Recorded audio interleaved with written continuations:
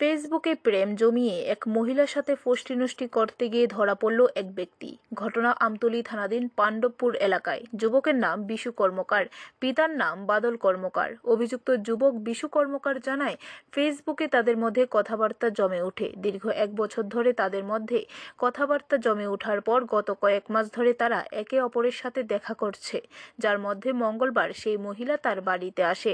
তখন তাদের হাতে নাতে ধরে ফেলে এলাকাবাসী জানায়, দীর্ঘদিন ধরে তাদের এই ধরনের কীর্তিকাণ্ড এলাকায় চলছে।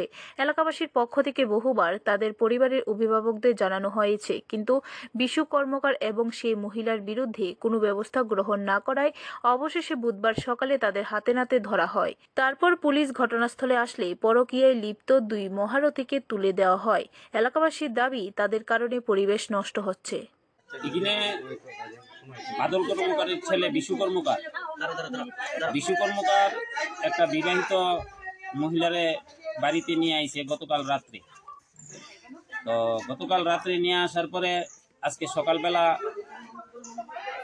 বিশু কর্মকারের শ্বশুর বাড়ির থেকে বিশু কর্মকারের ভাই আইছে। আইসেরা বিশু কর্মকারের সাথে এক খাটুই শুয়ে রয়েছে। এরপরে তারা আইসে পর এই মহিলা খাটের নিচে গেছে গা, হাতে নাতে ধরছে।